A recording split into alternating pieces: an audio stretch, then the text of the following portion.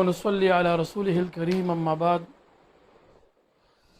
ستاسو د سوالونو د جوابونو سره بیا یو ځل په پروګرام کې حاضر شوي یو. د لوی الله نو امید لرم چې ان شاء الله هفته به مو په خیر تیر شي. الله مو خاد او خوشاله او آباد ولرم. زمونږ د دې پروګرام کوم چې ستاسو د سوالات او جوابونه پکې مونږ درکو،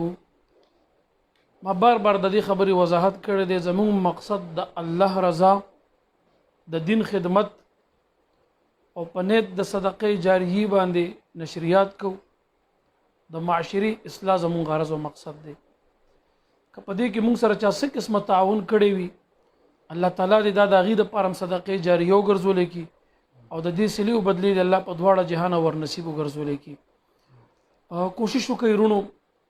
چې دا بیان مخکې نشر کوئ، اجر به د خدای درکوي. ورسره په دې هفته کې کم مرګري زمونږ د پیج ته نوی راغلي دي، هغې ټولو ته مونږ هرکلی وایو او د هغې شکریا ادا کوو. کومو یارانو چې زمونږ دا بیانات نشر کړي دي یا خوښ کړي دي یا ستاینه یې کړې ده، د هغه ټولو مونږ د زړه د کومې نه شکریا ادا کوو. او کومو یارانو چې مونږ ته سوالونه را لېږلي دي د هغې هم شکریا ادا کوو چې مونږ ته د دین د نشر او اشاعت یو مقرره کا په مونږ اعتماد کړی دی. الله تعالی د هغې ته هم د دواړو جهانو خیرونه ورکړي، د دواړو جهانو مشکلات هم الله سهل او آسان کا. دوستانو که تاسو ناظرینو کې چاته څه قسمه اشکال وي، څه قسمه پوښتنه وي،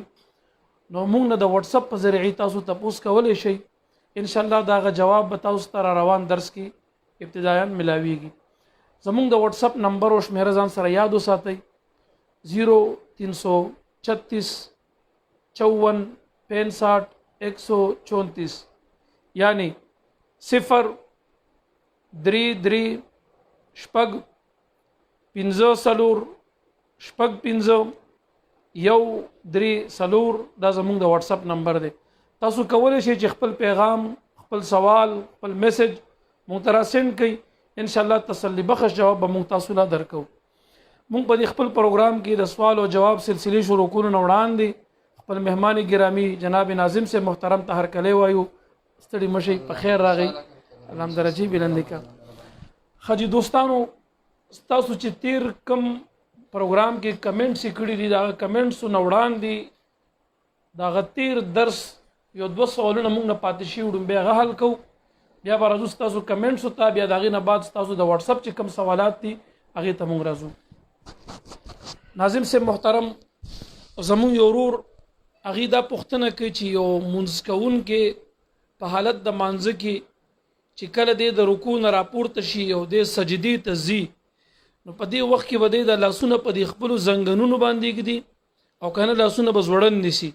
په کوم حالت کې سجدې له تګ پکار دی؟ که لاس په دې پتون یا په زنګون باندې کېږدي او سجدې ته لاړ شي دا صحیح ده، یا لاس زوړن ونیسي دا صحیح ده؟ کومه طریقه صحیح یا راجح ده؟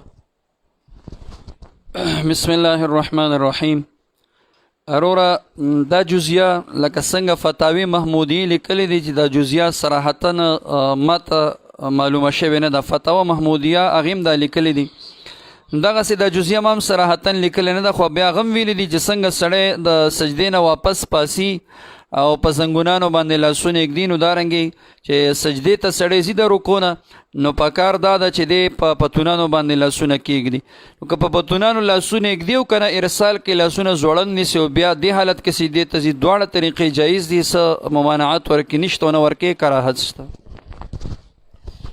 خجی جزاک الله. مفتی صاحب محترم، زمونږ بل یو ورور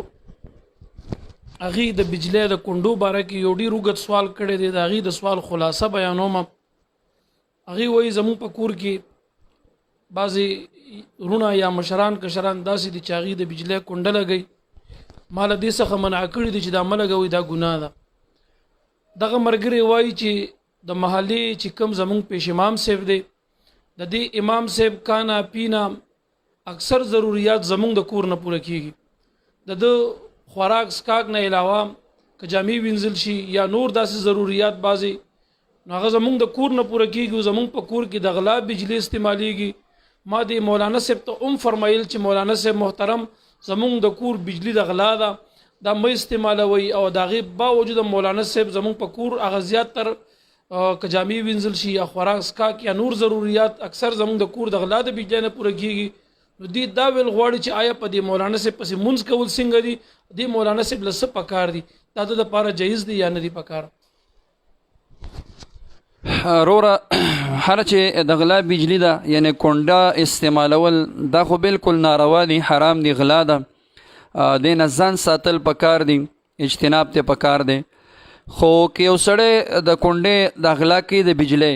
او په دې سره بیا چې کم دی ایټر باندې یا روټۍ پخی کټوی پخی یا په دې سره اوبر وباسي نو د دغې بجلی دا حرمت چې کم دی دا په دې سالن کې نه ورننوځي هغې کې حلول نه کوي د اوبو کې چې کم دی نه ورننوځي دا اوبه پې حرامې نه ګرځېږي او نه پې باندې دا کټوی حرامه ګرځېږي دا مسله ځان سره یاده که پاتې شو امام صاحب لکه څنګه چې تاسو سوال کې دا هم پوښتلو چې د امام صاحب ته ما ویلي دي خو دا امام صاحب زموږ د مشرانو ته هم څه غږ نه کوي نو امام صاحب ته خو پکار دا ده چې هغه قوم کې داسې خپلم اول د ځان اصلاح کړي چې کم غلطیانې ده کې وي هغه د ځان نه وباسي او امام خو وي دی دپاره چې مثال په طور باندې د خپلو مقتدیانو اصلاح کړي نو امام ته پکار دا دي چې ستاسو د کور مشرانو ته بلکې عمومي په دې باندې بیان وکړي چې مثال د بجلی غلا چې کم دی دا ناروا ده حرام دي دې نه ځان ساتل پکار دي او بیا امام د پاره تقوا دا ده چې مثال د بایکاټو کې در سره مثال ستاسو د کور هغه سالن نم انکار وکړي چې نه خورم اوبه یا کپړې نه ورستی شاید په دې باندې دا مشران چې کم دی څه شي منی شي چې یاره امام موږ سره تعلق پرېږدي دا به یو بهترینه ذریعه شي د دې چې تاسو دا مشران به د دې ګناه نه چې کم دی محفوظ شي نور دا ما درته ویل چې د کانې ته د حراموالی بیا دننه کېږي نه که کانه خوري د امام نو هغه ورته کانه حرامه نه ده جزاک الله امام له خو زجرن هم بایکاټ پکار دی چې د قوم ته پې لږ زور ملاویږي او د بجلی غلا عموما ښه خبره نه ده دا د یو کس نه دا د یو فرد نه د ټول قوم سره خیانت دی د ټول قوم نه غلا کول یا د هغې حق پیمالول دي نه ده پکار کله کله مونږ خپل هم د یو اپډې ولنه کې نمون شو چې دی لوډ شیټینګ زیات کی نو هغې هم د ګرمې نه دي خو زه هم ټپ د یو لاس نه نه خېږي دواړو نه خېږي اوس فلحال یې مرته بجلي بوتله اپډې والا الله دې ورته هدایت وکړي بهر تقدیر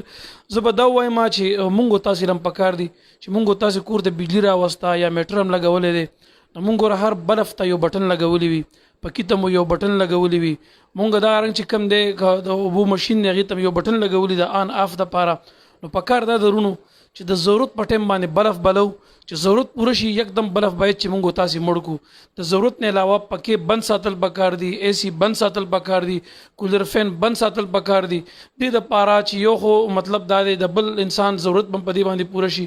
بل به هلته لوډ ډېر نه راځي ټریپینګ به هم نه کېږي نو مطلب مونږ ته هم سهولت دی هغې ته هم سهولت او راحت دی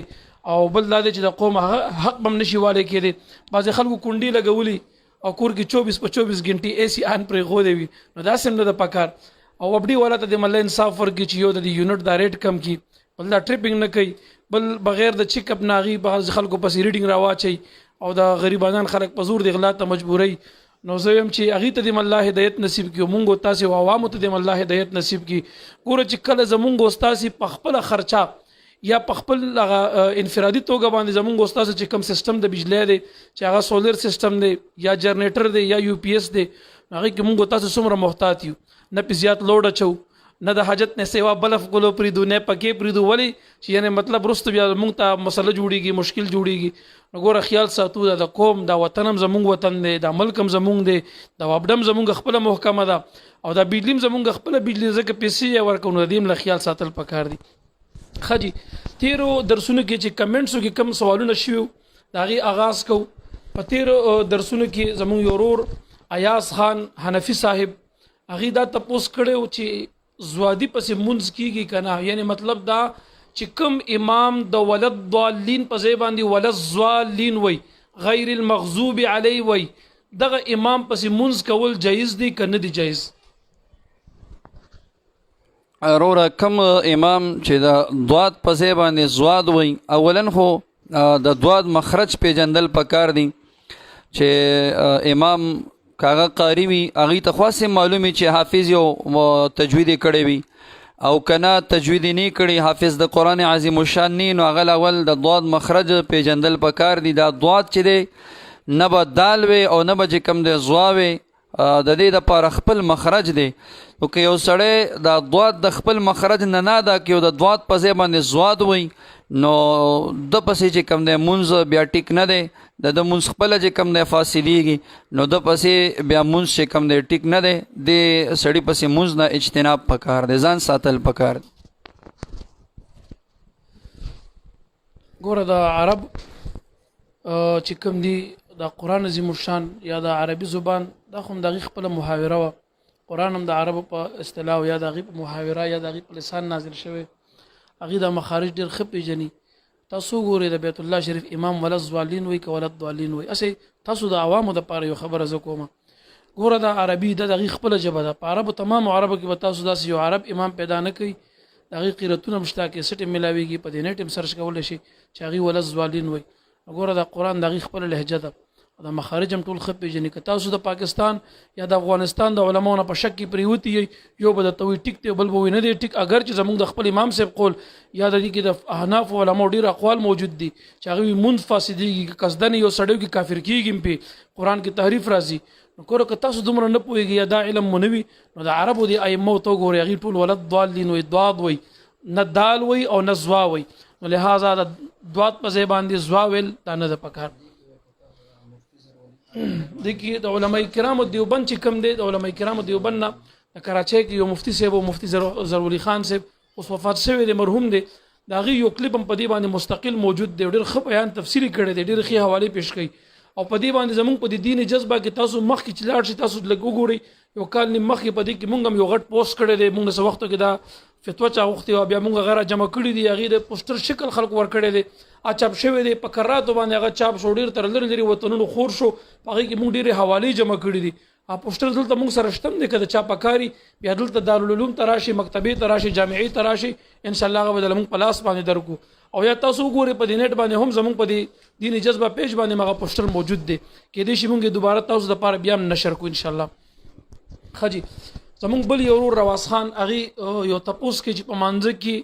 په تشهد په حالت کې دا ګوتو چې تول څنګه دي د دې سوال جواب مونږ مقرر کړی دی بار بار مو کړی دی مختصره وګورئ وروره بعضې فقها دې ته دغه وایي چې ټیک نه دی مکروه ورته وایي او اکثر فقها وایي چې جایز هم ده کولی هم شي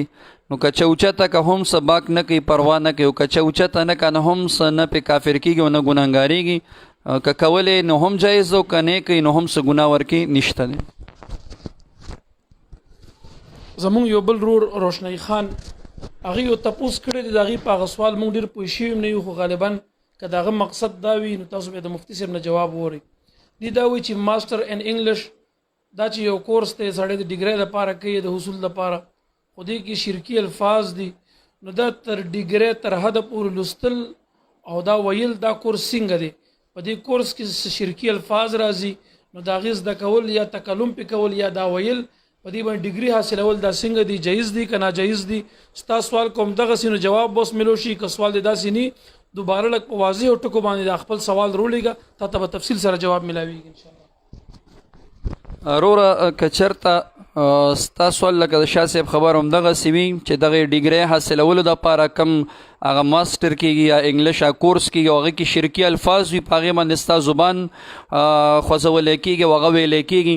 نو بیا داسې ډیګري حاصلول چې کوم دی ناروا ده دې نه بیا ځان ساتل پکار دي چې په هغې دپاره بیا سړی شرکي الفاظ وي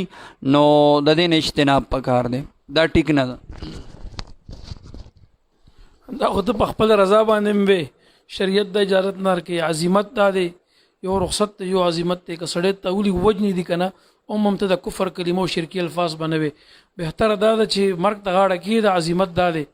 او خو دا شرکي الفاظ مه وایه نو مطلب دا دی چې دا خو دې کې خو ستا مجبورتیا نشته دې پسې نور ډیګرۍ ډېرې دي یا تعلیمونه ډېر دي بل تعلیم وکړه بل ډیګري حاصله که ضرور خو نه چې دغه اخلئ او که دغه خامخا اخلئ نو دغه حده پورې بیا مو وایي چې هغې کې تاسو شرکي الفاظ د خولې نه ادا شي زموږ بل یو ورور عبدالرحمن ملنګ صاحب هغې هم د بجلۍ د کونډې باره کې تپوس کوي هغې وي د بجلۍ کونډه لګول څنګه ده بعضې خلک د دې یاره نه چې موږ باندې بل زیات راځي یا میټر بندوي یا د بجلۍ کونډې لګوي دې ته جواب مخکې ملو شو چې دا ټیک نه ده ښه خبره نه ده ګناه ده حرامه ده چې همدغه سوال دغه جواب تاسو ته مخکې ملو شو زموږ بل یو ورور محمد اسماعیل یو سوال کړی دی چې نفس عالم دښمني ساتل څنګه دي د په سوال باندې موږ نه پوهېږو ته په دې خپل سوال باندې لږ نظر ثاني واچوه د الفاظ مونږ ته دوباره بیا په خپل زبان باندې وایه په واتس اپ باندې راولېږه یا د الفاظ لږ صحیح ولیږه نو بیا مونږ به ستا په مقصد پوه شو ستا د سوال نه مونږ مقصد نشو اخیستی نو جواب در څنګه درکو وایس میسج په واتس اپ باندې راولېږئ انشاءالله تاسو ته به پوره تفصیلي جواب ملو شي لږ وضاحت پکې وکړئ ستاسو مقصد د سوال نه څه دی ښه جي مفتي صاحب محترم چې کوم د واتس اپ سوالات دي د هغې سلسله شروع کوو اول نمبر سوال زمونږ د یو ورور د کویټې نام محمد انور هغې سلام را لیږي د هغې سلام ته وعلیکم السلام دی چې دی لیډ ټیلر دی د زنانو د جامو ګنډل کوي دی وي ما د لږتوب نه ورکوالي نه د ټیلري وسلۍ د زنانو د جامو زده کړې ده دی دا وایي چې ما ته بعضې خلک وایي ستا دا ګټه حرام ده دی وایي زما سوال دا دی چې زه د جنانو جامې ګنډمه بعضې زنانه ما ته د خپل کور نه ناپ راواستی ناپ راولیږي نو زه هغه ناپ سره دی له جامې جوړې کړم هغه ولو ګنډم بعضې زنانه داسې وي چې هغه دکان ته راشي ما ته وایي چې زما د بدن نه ناپ واخله او زما د بدن نه ناپ والو زه هغې ته ناپ والم بیا دغه جامې جوړوم نو آیا دا ګټه حلال ده یا حرام ده روره کوم جامې چې تا ته زنانه هغه ناپ را لګي د کور نه نو د هغې ګنډل خو بالکل روا دي څه خبر ورکې نشته دی ګاټه هم حلاله ده او کپړې ګنډل هم روا دي او پاتې شو دا دویم صورت چې ته مثال د زنانه و کومې زنانه تا ته وایي چې زما د بدن نه ناپ واخله نو اولا خو وروره ګوره ته چې دومره تقوادار چې د خپلې ګټې د حلال او د حرامې پوښتنه مونږ نه کوې چې مثال زما دا ګټه خو دې سره حرامېږي نه نو یوازې د ګټې د حراموالي غم خو نه دی په کار چې ګټه مې په څه حلاله ده او په څه باندې حرامه ده دا ته چې کم کار کې او دا کم ناب د زنانو ناخلي نو د زنانه پردی زنانه ته کتل هم ناروا او حرام دي د هغې په بدن باندې ګوتې وهل چې ته د هغې نه ناپخلې خامخا ستا لاس د هغې بدن سره لګېږي نو ابتداءً خو ستا دغه کار حرام دی ګټې سره خو به باد کې ګورو چې ته بیا باد کې د دې دا کپړې ګنډې ګټه به حرامېږي که به نه حرامېږي هغه ستا خو دویم نمبر کې چېرته سوال راځي ابتداءً خو ستا دغه کار حرام دی چې دا پردی زنانه ناپ اغستل دا چې کم دی سوچ حرام او ناروا دي نو لحاظه ته دغه کار پرېږده نو چې دا دې پرېښودو نو بس ګټه خو داسې چې کم دی بیا د ګټې د سوال پاتې نه شو خو بیا هم دغه کار حرام دی خو که دغه کار چا وکړه او کپړې ګنډي نو کپړو نه چې کومه ګټه راځي دا ګټه حرامه نه ده ځکه ستا دغه فعل حرام دی دا ناپ اغستل پاتې شو دا ګنډل ستا دا خو حلال دي ګنډل خو ته په جایز طریقه باندې کې او ته پیسې د دې ګنډلو اخلي د ناپ خو نه اخلي نو لحاظه دا پیسې ګټه د حلاله ده خو دغه کار د حرام دی نو تا ته مونږ دا سوال کوو چې ته د پردو زنانو چې کوم دی ناپ ماخله ته تقوی اختیار کا غیرت وکړه الله تعالی به تا ته د دې په عوض کې ډېر مال درکړي چې کومه زنانه راځي چې ما ته ناپ واخله هغې ته ووایي چې زه داسې کپړې نه ګنډم که ناپ راوړي د کور نه خو راوړه ورته یې ګنډه او که ناپ ته کور نه راوړي چې نه زما د بدن ناپ پاخلي بایکاټ وکړه ورته ووایي زه داسې کپړې نه ګنډمه لاړه دې شي بل ځای دې وګنډي او په دې مه خفه کېږه چې ګینې زما ګاک به کم شي الله تعالی به تا ته د غیبو نه اسباب نور چې کم دی برابر کړي خدای به د رزق فراخه کړي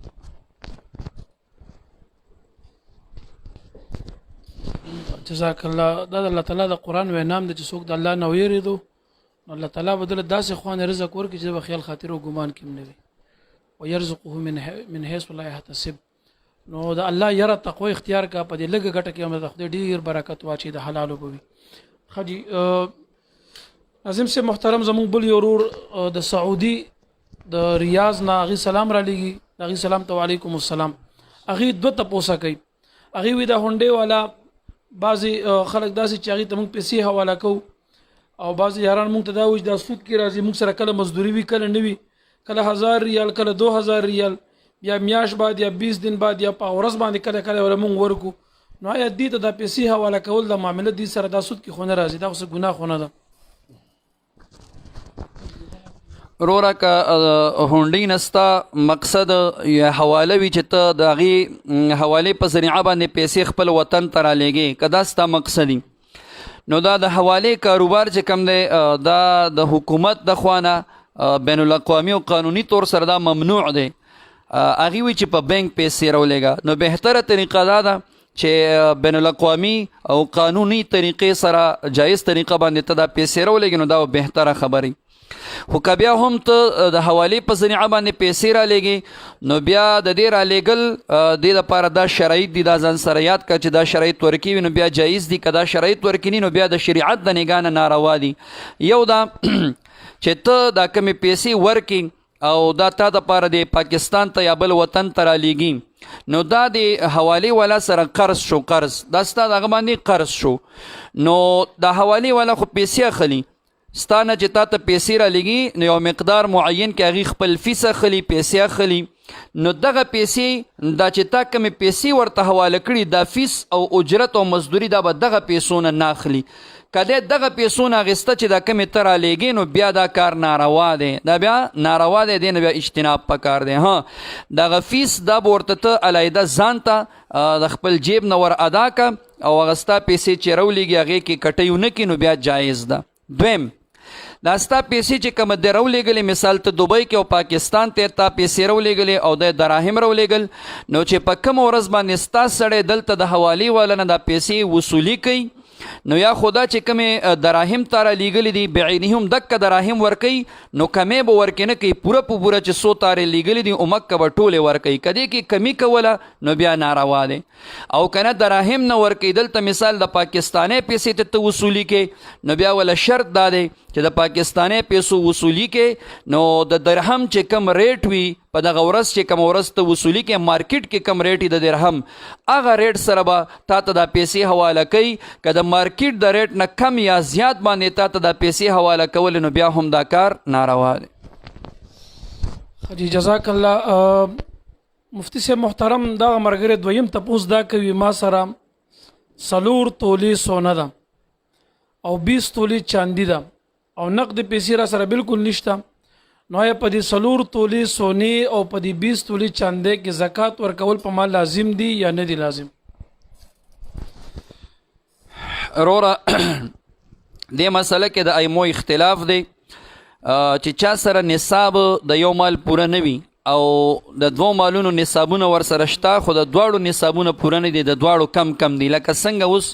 د سونې نصاب چې کم دی 19 تولې دی د چاندی نصاب 52 تولې دی نو که یا 19 تولې نصاب پورو یا 52 تولې نصاب پورو بیا خو زکات شته او دا دواړه نصابونه پوره نه دي لږ نصاب د یو شته لږ د بل شته لکه تا سره څنګه 4 تولې سونه ده او 20 تولې چاندي ده 20 تولې چاندي ده نو اوس دې کې زکات شته که نه نو امام ابو حنیفه رحمه الله فرمایي چې دې صورت کې به دا دواړه مالونه دې کې به ضم بالقیمت کې دې کې به ضم بالقیمت معنی ده دا سونا د دې به قیمت تو لګي چې نن سبا سونې سره ریټ دی تقریبا مثال اسې ویم چې 1 لک روپۍ هم سونې ریټ شي نو 4 لک روپۍ د سونې شوې او د چاندې چې ریټ ولګي مثال په تور باندې 1500 چې تاسو ریټ ولګوئ نو چې 20 ته په 1500 کې ضرب ورکې حاصل ضرب چې سره راځي هغه به د دې سونې د قیمت سره دا ضم کې بیا به وګورئ چې دغه دواړه قیمتونه تا یو ځای کړل اوس پې باندې د چاندې نصاب یعنې 52 تولې چاندي پې کېږي که پې نه کېږي نو بیا خو پې بالکل کېږي نو امام ابو حنیفه رحمه الله فرمایي چې ضم بالقیمت به کې او چې ضم بالقیمت دی وکړو قیمتونه د دواړو یو ځای کړل او نصاب ته بیا د چاندې رسېده د چاندې 52 تولې چاندي پې کېده نو بیا پکې زکات شته نو د امام سے مبارک پنیز باندې بالکل پتا باندې زکات لازم دی او زمونږ د احنافونه امام ابو یوسف رحمه الله امام محمد رحمه الله اغي مبارکان فرمایي چې نه ضم بالاجزاء کې د دې دواړو اجزا به یو ځای کې نو چې ضم بالاجزاء کې نو 1 توله سره زر دا چې کم دی د 9 تولو سونې چاندې د 9 تولې چاندې چې کم دی دا برابر دي نو تا سره ګوره 4 تولې سونه ده او دی خو در سره 20 تولې چاندي ده نو که 21 تولې هم وې نو 21 درې سطح پکې راتلل نو یعنی د 3 تولو 21 تولې چاندي دا د 3 تولو سونې برابر کېده صحیح شو نو چې د 3 تولو سونو د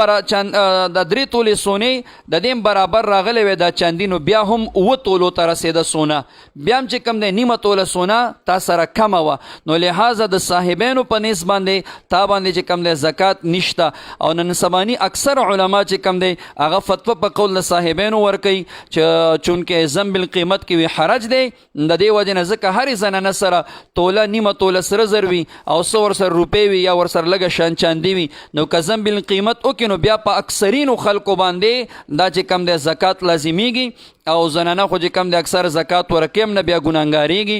نو اکثرین علما نن سبا چې کم دی وایي چې د صاحبینو قول دا راجح دی فتوا په هغې ورکوي نو که هغې ته وکتلی شي تا باندې بیا زکات نشته دی. خدي جزاک الله. زمونږ بل یو ورور هغې سلام را لیږي هغې یو دوه یا درې پوښتنې دي. یو تپوس دا کوي جناب مفتی صاحب محترم هغې وایي چې ائمه اربعه امامان څلور دي مونږ دا څلور امامان دا منو د دین علاوه خو نور ائمه او مجتهدین هم شته دي هغه ولې نه منو. یو خبره دویم تپوس ورسره دی دا هم کړی دی چې آیا مونږ چې د کم امام صاحب تقلید کوو د دغه امام صاحب نه علاوه د نورو امامانو خبره منل مونږ د پاره څنګه دي آیا د بل امام صاحب په قول باندې مونږ عمل کولی شو یا دغه خبره منلی شو یا نشو منلی دغه دوه تپوس دا کوي دین علاوه یو سوال دیم بل هم شته دی. زما وروره ائمه مجتهدین یقینا چې ډیر تیر شوي دي خو مونږه تاسو چې کوم سوال کړی دی چې مونږ دا څلور منو نور نه منو نو ستاسو د خبرې مقصد به شاید چې دا وي یعنې مونږ د دوی په مسایلو باندې عمل کوو د نورو مسایلو باندې عمل نه کوو. منو خو مونږ ټول ائمه مجتهدین ټول د دین خدمتګاران تیر شوي دي ټول زمونږ د سر تاجونه دي علما ربانین راسخین دي مونږ ټولو ته سلام کوو ټول منو. خو دا خبره چې موږ د دې څلورو هغه مسایل منو او هغه نورو والا مسایلو باندې عمل نه کوو دا ولې دی پسې روان یو هغې پسې نه ځو نو د هغې جواب علماو کتابونو دا کړی دی وروره چې د دې ائمه اربعونه ما سوا د نور ائمه مجتهدینو مذاهبو د هغې هغه چې کوم مذهب دی هغه مدون نه دی یعنی هغې د زندګۍ په هره شعبه کې د زندګۍ د هرې شعبې چې کم مسایل دي د هغې استنباط د قرآن او د حدیثو مبارکونه نه دی کړی. پاتې شول د ائمه اربعه امام ابو حنیفه صاحب شافعي صاحب مالک صاحب او احمد صاحب دوی مبارکانو د زندګۍ په هره شعبه کې چې تاسو را واخلي او کومه مسله تاسو ګورئ چې کومه د زندګۍ ضروریات دي نو په هغې هره شعبه کې د مبارکانو د قرآن عظیم الشان او د حدیثو مبارکونه د مسایلو استنباط کړی دی او مونږ تاسو ته مسایل راویستي دي نو مونږ ځکه د ائمه اربعو پسې ځو دغه نورو داسې مسایل مدون نه دي شته نه نو ځکه مونږ هغې پسې چې کم دی تګ نه کوو. پاتې شو ستا دویم سوال چې یو سړی د یو امام مقلدي نو هغه بل امام پسې تلی شي د بل امام خبره منلی شي که نشي منلی نو علما فرمای چې د یو امام تقلید چې کم دی دا په سړي باندې واجب دی د یو امام خبره به مني داسې نه چې ته په یو مسله کې د یو امام خبره مني او په بله مسله کې دا د بل امام کې خبره مني داسې به نه کې بلکې د یو امام تقلید او د یو امام خبره منل دا په انسان باندې څه دي دا لازم او واجب او ضروري دي. دا ځکه که چېرته د یو امام خبره ونه منلی شي بالفرض و تقدیر تا ته یو مسله پیښه شوه صحیح شوه هغې کې تا د څلورو امامانو اقوال وکتل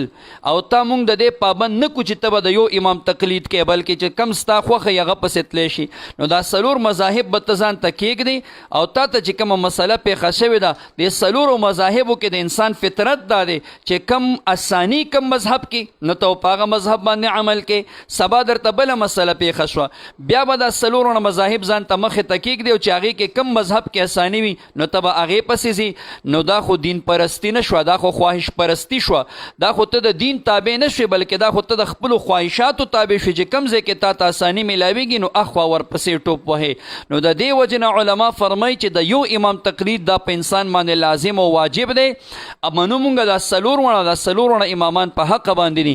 لیکن د څلور وړو کې انتخاب به د یو امام د خپل ځان دپاره کې او هغه پسې به ځي داسې نه چې په یو مسله کې یو خوا ټوپ او بله مسله کې بل خوا ټوپ دا که داسې شي نو بیا به یو نوی دین چې کم دی جوړ شي چې هغه به د خپلو خواهشاتو تابع وي هر سړی به چې کم دی اسانې مسلې پسې ځي د دغې وجې نه علما وایي یو امام پسې به ځي. جزاک الله. مفتی صاحب محترم دی ورسره دویم تپوس دا کوي چې یو شخص په مانځه کې بار بار غلطیږي د څه ټینشن په وجه باندې څه خفګان یا ټینشن د وجې نه د بار بار غلطيږي اول رکعت کې غلط شي په دویم کې غلط شي نو دی به بار بار سجده سهو کوي کنه د یو سجده سهو به کوي دی به منصد څه طریقې سره به دی بیا خپل منځ ادا کوي او پورا کوي به ارورا کا یو سړی په مانځه کې څومره کرته هم غلط شي 10 کرته غلط شي یا دینم زیات غلط شي یا کم غلط شي خو چې مثال واجبات ته پاتې شي یا واجبو کې تاخير راشي یا فرضو کې تاخير راشي یعنی په کوم شیانو چې سجده سهو لازميږي داسې غلطي ته نه وشي نو د باندې په اخر کې فقط یو سجده سهو ده اخر کې به یو سجده سهو کې د هر غلطۍ د پاره چې کم ده بار بار سجده سهو نشته ده خجی جزاک الله دا مرګره یو دریمه خبره هم کې د مشورې په توګه باندې دی وی چې ما فقیر یادې چې تاسو کم د جمعې بیانات دي یا د غین علاوه نور کم بیانات دي یا د باچا صاحب المحترم یا د جناب شهید شیخ صاحب رحمت الله تعالی علیه مبارک چې کم بیانات دي نو دی وی چې د لپاره د فیسبوک کم ګروپونه جوړ شي او پاغي کې نشر کیږي د لپاره چې داغي نفع عام شي نو بهتره خبره ده خبره ده بعضی خواري مونږ شروع کړي د بعضی خواري تاسو کوي الله بدل اجر درکې خیر دی د پر خپل یاران شته به سره رابطه کې کو خبره ده بعضی ګروپونه جوړ شوي هم دي یو چې کم زمونږ دا پیج په کم نوم چلیږي دینی جذبه یو دغه په دغه نوم باندې یو ګروپ جوړ دی او هغه کې چې کنه د خدمات او نشریات شروع دي تاسو کولای شئ چې هغه ګروپ کې بخپل باندې داخل شئ او نور مرګریم پکې داخل او شامل کړئ او هغه ګروپ پرچار ډیر وکړي او دغه رنګ چې کم دي دا غینه علاوه د جناب شهید شیخ صاحب رحمت الله تعالی علیه په نوم مبارک باندې ګروپونه جوړ دي دا غینه علاوه پاز نور ګروپونه هم شته دي خو به هر تقدیر خواریو خدمت پکار دی چې هر یو رنگ روړلو واری په مخه باندې لاړو ډیره بهتره خبره ده مفیده مشوره ده خسته خبره ده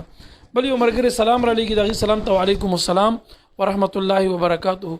هغه فرمای زمون والده ده او چې زه بار بار یو خوب ګورم چې هغه کې حج د بیت الله ته روانم بیت الله شریف ته زم خوشحال ته لاړ شم کله یو ځکه ګندګي پاکوم کله بل ځای ګندګي وی کله ماشوم پریوزي د لختي وینه یا ګندګي کې زیرانی سما دا څنګه خوب دی نو ګندګي ګنام ګندګي ده ان شاء الله الله تعالی به دې ته د حج سعادت ور نصیب کړي یا د عمرې سعادت او الته چې انسان لاړ شي الله تعالی د ګناه د ګندګۍ نه پاکي بعضی روایتو کې داسې راځي چې حج مبرور کوم انسانو کې الله حج قبول کړي هغه مخکینی تمام ګناه ورته الله بخي بعضی روایتو کې داسې راځي چې دا سړی د ګناه نه داسې پاک شو لکه چې د خپل مور د بدن نوس پیدا شوی وي بعضی روایتو کې نورم د حج مبرور هغه بدلی خودل شوی دي د تیر جمعې بیان ما د حج په مسایلو د حج په فضایلو په کولو نه کولو باندې کړی دي تاسو زموږ یو بل پیج دی د دې مرګري چلی اهل سنت والجماعت سیفی اردو کې چې لیکلو کې تاسو ته دغه پیج راشي او دغه بعضی نشریات موږ د دیني جذبه نام کړی دي تاسو دې کې کته شي دغه د حج بیان پکې وګورئ کې د حج ډیر فضایل موږ بیان کړی دي الله تعالی بستا والده په دې مطلب دا چې دا ګنګي پاکي لري کوي ختمي الله تعالی به د دین یا د دین خدمت والی د دې پلاس باندې الله اصلاح د خلکو کی یا دادې چې دې ته الله تعالی سعادت د حج ور نصیب کړي دا الله تعالی د ګناه د ګندګۍ نه پاک او ګرځول کی خوب خسته د عموما خوب په تعبیر پسې د خوب لیدون کی حال طبقته شي موسم طبقته شي اوس په دې کې ډېری خبرې تعبیر باره کی هغه طرف ټول نشو په هلو خپلول دا غیر د تسلی د پاره مې صرف دومره ویل چې خوب بد خوب نه دی ان شاء الله امید شته دی چې الله تعالی به حج د بیت الله ور نصیب کی او الله به دا په حج سره د ګنا نه پاک کی د حج یا عمره د دی الله تعالی په خپل درګه قبول او ګرځولې کی ان شاء الله د دې په دعا باندې الله تعالی به نور خلک هم پاکي نبی علی السلام فرمایي چې الله حج تم بخنو کی چا د پاره چې حجي بخنه غواړي هغه تم بخنو کی نو د دې په وجه الله تعالی نور خلک هم د ګنا نه پاک او ګرځولې کی ان شاء الله چې تعبیر دغه شو خجی مفتی سے محترم زمون یورور اغي سلام را لګي دغه سلام ته علیکم السلام اغي تپوس کې اغي وای خلیل الله نوم اخودل څنګه دی هغه شاید خې نشي ویلې خلیل الله دغه مقصد دی خدای وای خلیل الله خلیل نه دی دا خلیل الله دی خلیل الله نوم اخودل څنګه دی جایز دی یا نه دی جایز بالکل رورا خلیل الله نوم اخودل جایز دی او بلکې خپل نوم دی اخودې شي اس خبر ورکې نشته ده خدای جزاک الله جناب مفتی سے محترم زمون یورور رضی الله د پندان اغي سلام را لګي دغه سلام ته علیکم السلام ورحمت الله اغي درې ته پوسه زمون نه کړی دي اول ته پوس دا کې وی بعض خلک په مانځ کې ډیر کولو ودرېږي ډیر زیات کولو ودرېږي په مانځ کې څومره اندازه ودرېدل پکار دي کولو او دویم دا وی بعض خلک داسې شته دي خو نو جوانان وی مانځ د پاره ټیم مو باسي مونږ کوي خو په مانځ کې سجدي کې دا دواړه خپې د ځمکې نه اوچتای وای دې مونږ کېږي کنه کېږي په دې خلکو د زما د خوانم لګ نصیحت کوي پیغام ورسوي چې په مانځ کې د خپې سجده کې لګوي نو دې د تاسو کړه چې د حالت سره چې سړی په مانځ کې خپې اوچتای مونږ کېږي کنه کېږي او په مانځ کې په قیام کې څومره کولو او درېدل پکار دي رضی الله رو مانځ کې په قیام حالت کې د دواړو خپو منځ کې فاصله نو زمونږ د مذهب چې کم کتب دي لکه شامی هغه لیکلي دي چې دا سلور ګوتې فاصله د دواړو خپو منځ کې دا مستحب د دومره فاصله پکار ده یا سلور ګوتې بندې یا دا سلور ګوتې کولو دومره چې کم دی فاصله دا پکار د ساتل خو که چېرته یو سړی وجود نه ډېر زیات دروند وي او هغه ته داسې ودرېدو باندې تکلیف وي چې سلور ګوتې فاصله نشي ساتلی دی نه لږ کوله ودرېږي نو بیا د انسان وجود پورې خبره ده چې هغه ته څنګه تکلیف ورکې نه وي نو خیر دی لږ بیا کولو اندازې سره ودرېدی شي خو ډېر زیات کولو ودرېدل دا ټیکه نه دي نو سلور ګوتې فاصله دا مستحب ده پاتې شو ستا دویم سوال چې د سجدې په حالت کې سړی سجدې ته لاړ شي دا دواړه خپې اوچتوي نو آیا دې سره مونځ کېږي که نه کېږي نو که چېرته یو انسان سجدې ته لاړو او تمامه سجده کې یعنی څومره وخت کې چې سجده ده وکړه دا تمامه سجده کې د ده دا دواړه خپې د ځمکې نه اوچتې وي یوه ګوتې هم نه وه لګېدلې نو په دې صورت کې د ده مونځ فاسدېږي دا سجدې نه کېږي او چې سجده ونه شوه سجده فرض ده او فرض چې مانځه کې پاتې شو نو مونځ چې کم دی نه کېږي نو په دې صورت کې بالکل مونځ نه کېږي نو ستا خبره چې دې ته مثال نصیحت وکړه نو ګورئ وروڼو چې دا ځان ته دومره مثال وخه مو باسئ ګرمي ده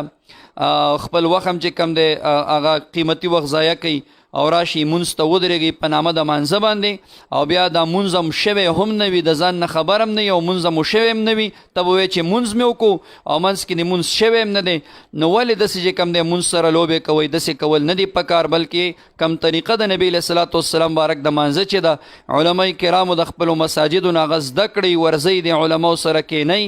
هغې نه طریقې زده کړئ سنت طریقه د نبي کریم علیه السلام د مانځو په هغه طریقه باندې دا مونځ ادا کوئ خیر دی که په دې مانځه کې یو 15 منټه یا 8 منټه 10 منټه دا زمونږ زیات ولګېږي تمامه ورځ او تمامه شپه مونږ تاسو د دنیا دپاره په ځان باندې یو کړې ده نه شپه ګورو نه ورځ ګورو او دا مرداره دنیا چې کم دی دې پسې مونږ تاسو منډې وهو دا راټولوو نو که د الله د رضا دپاره د محبوب کریم علیه الصلاة والسلام مبارک د رضا دپاره یو 6 منټه 8 منټه مونږ په دې مانځه باندې ولګول او په حضور قلبي سره مونږ دا مونځ ادا که نو دا به ډېره بهتره وي انشاءالله د دې برکات به هم تاسو بیا په خپله وګورئ د مونځ د خوند نه چې څوک خبر شوي دي نو بیا هغې انشاءالله چې 24 ګنټې زه بیا به هم دا مونځ کوي بل څه کار به نه کوي دې کې ډېر خوند دی خو چې سړی ترې خبردار شي نو دغه صورت کې مونځ نه کېږي او که چېرته په تمامه سجده کې دا خپې نه وي اوچتې کړې سجدې لږ وخت کې دا دواړه خپې اوچتې کې بیا کېښودې یا چې کوم دی یوه خپه اوچته کړې وه یوه پرته وه یا د دواړو خپو مثال یو ګوته نیمه پرته وه او دا کار بغیر د عذر نه کولو نو بیا دا کار مکروه دی خو لیکن مونځ یې فاسدېږي نه ځکه د خپو څه حصه دا پرته ده او که د عذر په بنا مثال بعضې ګوتې خوږ وي په ځمکه یې ښودی نه شي او بعضې ټیک وي ایښې وي نو بیا ورکې کراهت هم نشته دی خجی جزاک الله لکه څنګه چې مفتی صاحب محترم فرمایل مونځ معراج د مؤمن دی قیامت کې به اول تپوس د مانځه باره کې کېږي هر هغه عبادت چې الله تعالی فرض کولو د هغې د فرضیت حکم ځمکې ته راغلی دی واحد مونځ چې نبي علیه السلام ته الله تعالی په شب معراج کې دا د مانځه تحفه ورکړې وه ګوره د مانځه په اهمیت ډېرې خبرې دي هلته وخت کم دی صرف دومره درته وایم یو ځل نبي کریم صلی الله علیه وسلم جومات کې ناستو یو صحابي مبارک راغو هغه مونځ وکړو مانځه نه بعد مجلس د نبی علیه السلام ته راغو سلام یې واچولو نبی علیه السلام مبارک وله جواب ورکړو ورته وی لاړ شه مونځ وکړه ځکه تا مونځ نه دی کړی حالانکې صحابه فرمایي چې نبی علیه السلام د وړاندې مونځ وکړو مبارک هغه بیرته واستولو صحابي لاړو بیا دوباره مونځ ادا کو بیا راغی په نبی علیه السلام سلام واچولو مبارک ورته وی ارجع لاړ شه واپس وګرځېږه مونځ وکړه ځکه تا مونځ نه دی کړی صحابي ثانیاً بیا لاړې مونځ یې وکړو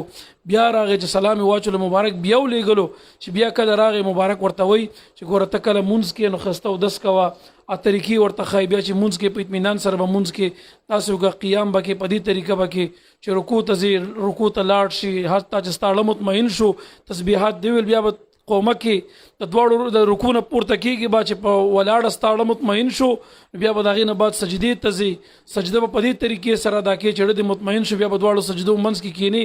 ګوره د خپې اوچتول یا په دې سجده کې تیزی کول د چرګانو غوندې ټونګې لګول یا رکوع صحیح نه ادا کول یا قومه یا جلسه صحیح نه ادا کول نبی علیه السلام په صحابي 3 کرت مونځ کوي او ورته وایي لاړ شه مونځ وکړه ستا مونځ نه دی شوی مونږ تاسې له اوس دلته لږ یو منټ دپاره سوچ پکار دی چې چېرته د صحابه کرامو مونځونه او چېرته زمونږ او ستاسو مونځونه ای د الله بندګانو دا زمونږ او ستاسو به څه مونځ وي صحابي دی او د الله تعالی د محبوب د وړاندې مونځ کوي او هغه کې معمولی غلطی راځي مبارک ورته مونږ کوم نه دی شوی او بیا یې پې کوي او په درېیم ځل بیا یې پې کوي او بیا ورته وایي چې مونځ کې په دې طریقه به کې او یو روایت در تاخیري بل بیانوم د مانځه باره کې د مون نه ځان مه خلاصوئ په مانځه باندې د الله د عذاب نه ځان خلاص کوي او ګوره هغه روایت دا دی چې نبی علیه السلام فرمایي کله یو مونځ کوونکی مونځو کې د بدترین غل په غلونو کې د مانځه غل دی صحابه ورته فرمایي قربان د مانځه نه به سړی څنګه غله وکړي مبارک فرمایي چې یو سړی په مانځه کې رکوع صحیح نه ادا کوي یا سجده صحیح نه ادا کوي لکه چې څنګه مفتي صاحب مبارک وفرمایل د خپې چوچتې سجده نه ادا کېږي مونځ خرابېږي مونځ فاسدېږي مبارک فرمایي چې یو سړی مونځ کوي رکوع صحیح نه ادا کوي یا سجده صحیح نه ادا کوي دا د مانځه غل دی د چې کله دا مونځ ادا کوي روایتو کې دام راځي دا مونځ د یو کمزوري چرړې صورت اختیار کی دا د سر نه پورته نزي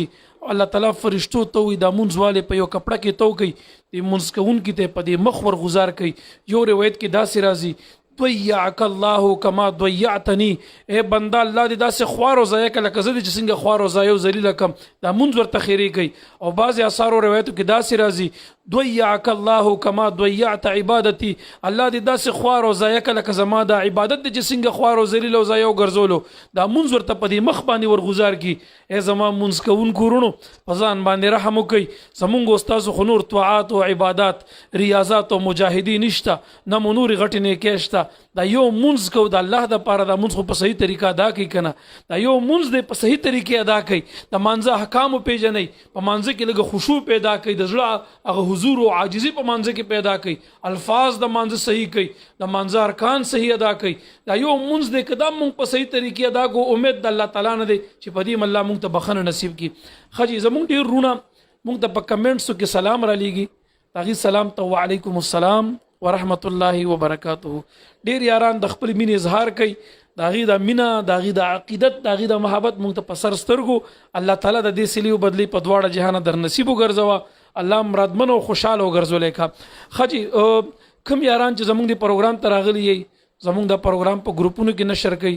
د ایډیانو نه نشر کوي د خپل پیجونو نه نشر کوي کله چا څه اشکال وي څه پوښتنه وي نو موږ ته د واتس اپ په ذریعه تاسو خپل پیغام را لېږلی شئ زموږ د واتس اپ نمبر ځان سره یاد ساتئ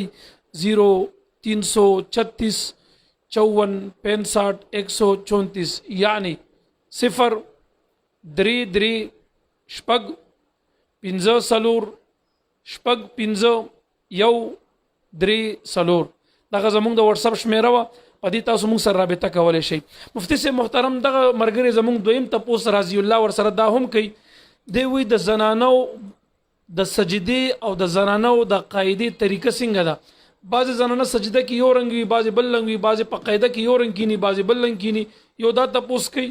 دویم ورسره یو اهمه خبره بله دا کوي چې بعضې زنانه جاله لوپټه په سر کړي هغه مونځ کوي یا داسې لوپټه وي چې په هغې کې ویښته ټول ښکاري سر ښکاري یا په تن باندې داسې جامې د ګرمۍ نه اچولي یا د شوشانه چې هغې کې د هغې بدن ښکارېږي نو آیا په داسې کپړو یا لوپټه کې د زنانه مونځ کېږي که نه کېږي اروره د زنانو د سجدې طریقه خدا ده چې زنانه سجده کوي دا به جوخته سجده کوي یعنی دا خپله خېټه دا به په تونانو سره لګوي په تونان دا به پنډو سره لګوي او پنډی به ځمکې سره وي بالکل ځمکه باندې او پرتی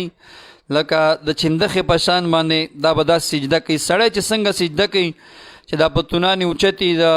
پنډو نه پنډی د ځمکې نه نو زنانه به داسې سجده نه کوي بلکې دا بالکل جوخته سجده کوي او دا چې قاعده کې کینی نو دا دواړه خپې به د ښي طرف ته دا به بهر کی او دغه طریقه باندې به دا کینی چې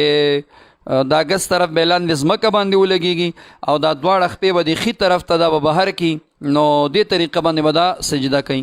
پاتې شو ستا دویم سوال چې زنانه داسې کپړو کې مونځ کوي چې په هغې کې د دې د سر ویښته ښکاري یا بعضې زنانه داسې ویرونو چې هغه دا نری جامې اخلي او هغې لاندې بیا شمیز کوي خو شمیز چې کم دی هغه تر دې مټو پورې کوي نو د دې دا مټ پورې دا ټول مټ چې کم دی دا ښکاره کېږي دی کې بیا دا منظم کوي یا بغیر د منځ نه کور کې دا ورکې ګرځي نو که زنانه داسې نرو جامو کې منځ کوي نو منځ خو یاسې هم نه کېږي چې ورکې د سر ویښته ښکاري یا چې کم دی بدن ښکاره کېږي دې کې خو منځ هسې هم نه کېږي ځکه ستر د عورت په مانځه کې دا شرط دی او چې شرط لاړه نو مشروط هم ځي منځ نه کېږي او د زنانه عورت چې کم دی هغه څومره دی د زنانه عورت دا کل بدن د زنانه دا عورت دی ما سوا د دې مخ د دې کاسې نه چې دا مخ دارنګې دا ورغوي د مړوند پورې لاسونه او دارنګې دا ګیټو پورې خپې دا عورت نه دی عورت نه دی دا مقصد رونو چې په مانځه کې د دې پټول پې باندې لازم نه دی ګوره دا عورت نه دی دا مقصد دی نور دا مقصد نه دی ګوره چې زنانه د بهر بربند مخ ګرځېږي او دا دی ووایي چې مثال دا خو فقهاو لیکلی دی چې دا عورت نه دی نه که تاسو خیال وکئ ګورئ صحابه کرام غونتې پاکان خلق په دنیا کې نو او د رسول الله صلی الله علیه وسلم مبارک د بیبیانو غونتې بیبیانې هغه چې کم دی په دنیا کې نه تیرې شوي دي او نه به راشي لیکن هغوی ته هم قرآن عظیم الشان کې صحابه کرامو ته الله جل شانه څه فرمایي چې کله تاسو د محبوب د بیبیانو نه څه تپوس کوئ نو فاسألوهن من وراء حجاب تاسو د هغوی نه د پردې نه دې طرف ته څه کوئ تپوس کوئ پردې نه دې غاړه یعنی هغوی ته ګوره د پردې حکمو که چېرته دا مخ پټول دا لازم نه وی نو د محبوب بیبیانې خو العیاذا بالله داسې نه وي چې هغې ګینې لوپټنه په سره وله یا مثال په طور باندې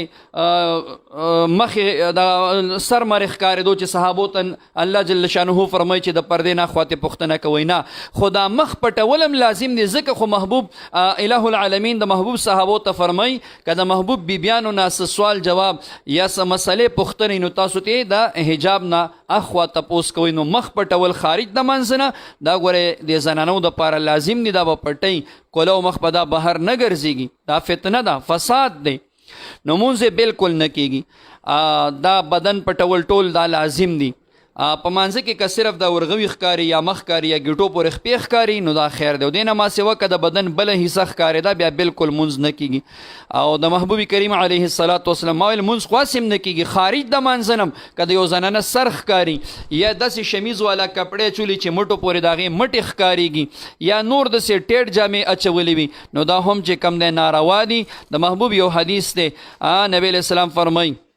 چې آخر زمانه کې به داسې زنانه راشي کاسیاتن عاریاتن دی به کپړې اچولې وي ظاهرا خو عاریاتن لیکن دا به وي بربنډې کپړې به اچولې وي خو وي به بربنډې ولې یا به دغسې فټ کړی وي چې هر اندام به خپله ښکاره کېږي او یا به چې کوم دی دغسې وي چې نری جامې به وي لاندې نه به ترې بدن ښکاره کېږي نو ظاهرا خو دا کپړې دي لیکن حقیقت کې دا کپړې نه دي لہذا ګورئ دا زنانه مونږ او تاسو پښتانه که یو سوچ وکړو دا زنانه چې مړه شي مړه نو پس د وفات نه ګوره دا چې مونږ قبر ته کوزو په کفنونو کې پټه ده 5 کپړو کې دا مونږ پټه کړي 5 کپړو کې د زنانه کفن دی او بیا د هغې باوجود هم چې دا مونږ قبر ته کوزو نو دا ټول پښتانه چې کم دی ویه لکه څادرې ونیسئ او په خپلوانې چې کم دی قبر ته ورکوز شي او بیا د څادرو کې پرده کې دننه ورکوزئ نو انسانانو مسلمانانو پښتنو چې پس د وفات نه په 5 څادرو کې هغه پټه شوې نو د هغې باوجود بیا هم په څادرو کې پټې نو په جون باندې چې دا بې حیا ګرځېږي لږ د دې جون نیم چې کم دی خیال ساتل پکار دي په دې کې هم ورته نصیحت کول پکار ماشاءالله ماشاءالله جزاک الله ډېرې بهترینې خبرې وي حقیقت دی معاشرې ته هم د داسې اصلاحي خبرو ضرورت دی دا خبرې زده کړئ کور کې کوئ یا دا ولګوئ د زنانو ته دا په هغې باندې هم لږې واورئ د پردې اهمیت نه لږې خبر شي ښه جي مفتي صاحب محترم زموږ بل یو ورور د دوبۍ نه هغې سلام رالیږي د هغې سلام ته وعلیکم السلام هغې وایي چې چا نه د ماسپښین مونځ قضا شي نو آیا د ماسپښین د مانځه قضا چې دی روړي دی به د ماسپښین د مانځه د قضا سره د 4 رکعاته سنت به هم قضا روړي که نه د دې قضا پې نشته دی وروره زموږ فقهای کرامو دا مسله بیان کړې ده چې چا نه مونځ قضا څه نو د سنتو قضا پې باندې دا نشته فقط د سحر منځه سنت چې کم دی هغه ډېر مؤکد دي که هغه چا نه مونځ قضا څه فرضو سره یا فقط سنت ته قضا شول نو فقها وایي چې کله نور وخته د نور خاته نه وروستو د زوال نه مخکې که دی قضایي راوړي نو دغه سنت ته قضا راوړي او دا نورو سنتو قضایي نشته لازمه نه ده خو که چا وکړه نو بیا هم څه خبره نشته خو لازمه نه ده پې باندې قضایي راوړل خدي جزاک الله دې مرګري پښتنه ډېری کړې دي ته د دویم تپوس دا دی وي مونږ په دوبه کې تاسو په یو شاړه کې پاتې کیږو الته کار کو کله کله مونږ د خیبه د لپاره خار طرف ته لاړ شو او ما ته اندازه نه کیږي چې مونږ 100 کیلومتر مزل کړی دی خو دومره ده چې زمونږ کم بس کې مونږ زونه تقریبا 3 غنټې مزل کوي بعضې مرګري ته بیا مونږ کوي بعضې نه کوي لکه سفرانه مونږ به شاید دی یادوي د دې پوښتنه بس لنډه ده چې مفتي صاحب غالبا د سوال مطلب هم دا دی چې 150 کیلومتر مزل کې د مسافر ګرځيږي د سفرانی د پاره 100 کیلومتر مزل لازم دی او آیا په دغه سفر کې بیا مونږ د سفرانی پکار وي یا نه پکار چې دومره سړی مزل کې کا مطلب سفرانی هغه اندازه لګي چې دا دومره سفر مزل مونږ کړی دی نو آیا بیا خو خامخا د سفر مونږ پکار دی نو د دې خبرې لږ وضاحت غواړي اورورا کستا مقصد هم دغه لکه شاه صاحب چې بیان ک چې سفرانه معلومول غواړي نو فتاوی لیکلي د 78 کیلومتر پورې چې څوک د سفر قصد او ارادو کې د خپل خار نه وته نو دی بیا مسافر دی په لار کومس کې نو سفرانه منځبک ستا غزي کې د 15 ورځو د پاتې کېدو اراده نه وي 78 کیلومتر مزل دی وکړو نو ته مسافر ټیک شو حاجی مفتی سے محترم زموږ د مرګره بل تپوس کې دی مونږ کله کله پشاړو کې دشتو کې ریګستانو کې کارونه کو اول ته وبنوي مونږ تیمم وای په تیمم سمره پورې مونږ کولې شو او یا دا سوال امر سره دی چې مونږ ابو طلب کو تقریبا 100 کیلومتر مونږ د ابو په طلب کې وته شو مونږ د ابو طلب کې سمره مزل پکار دی سمره اندازه کې وبکتل پکار دی او په تیمم سمره پورې مونږ کولې شو لوره کله چې ته یو سړی مسافر وي کنه حالت د سفر کې وي یا یو سړی د خار نه بهر وي د خار نه بهر یعنی داسې شړه وي دشت وي خاریه نه بهر وي نو په دې صورت کې که اوبه د دنه یو میل کې لري وي یا یو میل نه زیات لري وي نو په دې صورت کې د لپاره تیمم چې کم دی دا جایز دی وهلی شي او کمیل نه کم لري وي نو بیا به تیمم نه وهي بیا به د اوبو طلب کوي پاتې شو چې کله د تیمم ووهلو زموږ د احنافو په نسبت باندې په دغه تیمم باندې په دې ته چې کم دی چې څومره فرایض کې که نوافل کې او که واجبات پیدا کې دا ټول منځونه په دې باندې ادا کیږي کولی شي چې څومره هم ته کې تر څو چې دا تیمم مات شوی نه وي یا تا ته اوبه میلو شوي نه یعنې ته د اوبو په استعمال قادر شوی نه که د اوبو په استعمال قادر شوي یا دا تیمم دې مات شو تیمم په هغه شي ماتېږي چې په کم باندې اودس ماتېږي یا د اوبو په استعمال قادر شي بیا هم تیمم ماتېږي نو چې یا تیمم مات شي بیا نور منځونه نشي کولی او یا چې ته د اوبو په استعمال قادر شي نو بیا نور منځونه پې باندې نشي کولی بیا به اودس وایي جزاک الله مفتی سے محترم دا مرګره سلورمه پښتنه دا کوي چې وسمه لګول ګیره یا سرت ورول دا وسمه لګول دا څنګه دی جایز دی کنه جایز نه دی اورور څومره چې زما علم دی نو زما د علم موافق د اکثرو فتاوو دا لیکلي دي چې وسمه یعنی خالص تور رنگ لګول ویښتو باندې دا ناروا دي ځکه حدیث مبارکو کې دی نه منع راغلی ده مجاهد دپاره په حالت د جهاد کې چې هغه کفارو باندې رعب واچوي د هغې دپاره ګیره یا ویښته تورول هغه دپاره جایز جزاک الله دا مرګره ورسره بل تپوس دا کوي 5 نمبر دی وي بعضې خلک داسې وي چې هغه تا نه څه غواړي راغواړي تا ډېر تنګوي همیشه غوښتنه کوي کله دا راکړه کله دا راکړه دغسې انسان ته دروغ ویل څنګه دی دا جایز دی یا نه دی جایز چې تاسو تنګوي او بار بار د نه څه غوښتنه کوي دروغ ویل ورته ناروا دي څه بله طریقه باندې ترې نه ځان بچ که یا ښکاره خبره ورته وکړه چې نه در کوم خو دروغ ویل چې کم دی هغه ته دا ناروا دي دروغ نه شي جزاک الله مفتی سے محترم دا مرګره شپږم تپوس دا کوي مونږ یو ځکیو الته مکار کول مونږ پسې بس راغو دی تمانځه ټیم راغو کار نه بعد ما سنت تماسپخینه دا کو فرض مې دا کول دا غین وړاندې ډرایور راغو مونږ خپل ځای ته راوستو نو دی وی 3 نیمه بجې وي تقریبا میا په دغه ټیم باندې مال چې مونږ قضا دی کنه دی قضا حکم کنه کومه قضا حکم کا دا حکم نه دی بیا ما مونږ کو د ماسپخین نو آیا د ماسپخین مونږ 3:30 بجې قضا کیږي کنه نن سبا کې دا نه قضا کیږي اورورا ماسپخین مانځه اخیری ټیم زموږ د امام ابو حنیفه رحمه الله په نسبت باندې هغه دا دی چې د هر سیز سورې دوچن ته ورسي لکه زما د لاس کې پین دی دا چې ته داسې ودرې او د ده سورې دوه چندې ته ورسیږي دا دوه چند ته د ده سورې رسېدلی وي نو امام صاحب وایي بیا مونځ قضا کېږي او که دې ته نه رسېدلی بیا مونځ نه قضا کېږي او نن سبا د نقشو دې لپاره ټیمونه لیکلي دي نن سبا وخت کې د 9 بجې د ماسپخین مونځ د امام صاحب مبارک په نیز نه قضا کېږي جزاک الله زمون یو روډ لنډی کوتل نغي سلام را لګي دغه سلام ته وعلیکم السلام مفتی سے محترم غیدا فرمایي چې د مدني معنی صدا لکه یو سړی وي محمد مدني یا وي حضرت مدني د دې مدني لفظ معنی څه ده؟ رورا د مدني معنا منسوب بسوی مدینه یعنی مدینه منوره ته یو شی داغه نسبت کول دا د مدني معنا ده لکه زما فلانه مدني یعنی داغه نسبت مدینه منوره سره ده دا مدني ده معنا. لکه تاسو لزیو مثال درکم وای پیخوره یو وای مردانه چرسه دیوال او کابله او انډین پاکستاني عربي اجمي دغه مثال دغه معنی ده بس مونږ وای پیخوره مثال د خبرې مومند او دا یو علاقې ته منسوب کو قوم ته منسوب کو دغه معنی راځي بس د مدینه منورې والا مدینی وال داسې به وایو. زمونږ بل یو مرګره سلام را لګي دغه سلام ته وعلیکم السلام مفتی سے محترم غي فرمای د نبی علیه الصلاۃ والسلام مبارک ته د محبت نا یا رسول الله صلی الله علیه وسلم ویل څنګه دي اي دا جایز دي کنه دي جایز؟ بالکل رورا یا رسول الله نارا لګول چې عقیده برابر وي صلی الله علیه وسلم چې عقیده برابر یې محبتن وي یا ګوره بعضی اولیاء کرامي د هغې د روحونو د نبی علیه الصلاۃ والسلام مبارک د روح سره ملاقات کیږي لکه دا خبره چې کوم دی حاجی امداد الله مهاجر مکی رحمه الله کړې ده نو علماء دیوبند چې کوم دی پیر او مرشد دی او لوی سړی دی هغه دا خبره کړې ده چې یو د بعضې اولیاء کرامي د هغې د روحونو د نبی علیه السلام د روح سره ملاقات کیږي نو هغې که چرته د یا اواز کې نبی علیه الصلاۃ والسلام مبارک ته هغې خو ویني هغه هم بالکل کولی شي